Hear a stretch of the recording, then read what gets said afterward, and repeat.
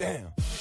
Eastbayanglers out here. Today we're going to talk about saving money when it comes to your plastic baits. Anything that's, artificially plastic, worms, craws, swim baits. Doesn't really matter what it is. Whether it's a cheap, robo worm versus a expensive, soft plastic Huddleston type of bait.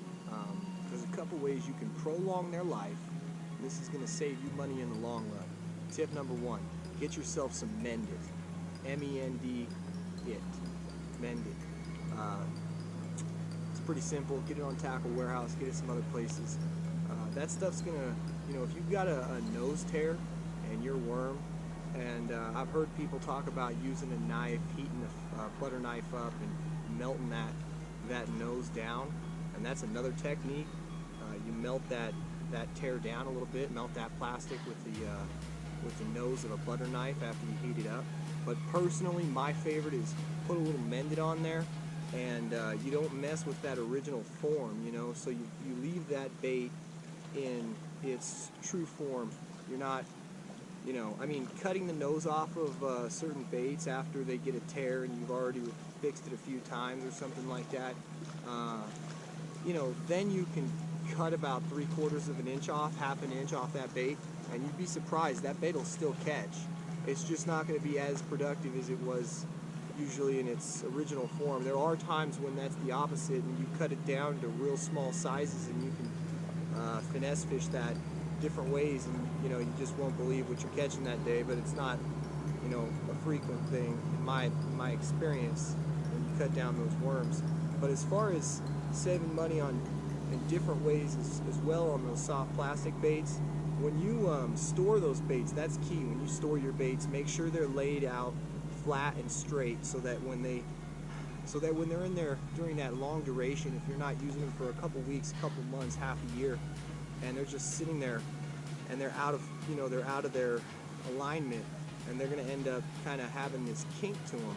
Well, here's a key trick, something that saved me a lot of money and a lot of headaches.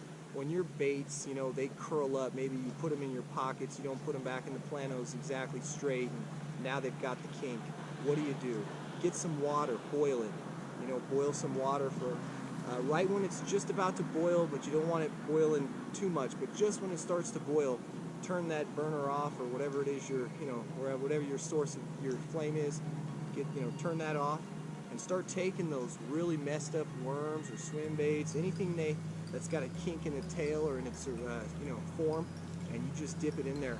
I usually like to do 4 to 5 seconds at a time, and if it's really messed up, you might have to do that 2-3 times, but usually I only have to do it 1 time, and it makes that, you just dip it in and you hold that bait up till it dries, till it goes back to that air temperature, room temperature, whatever, so that it no longer just because at that point it's very sensitive. So one thing you could do is sometimes I'll lay them down straight, so on the bottom of the worm there's usually a base.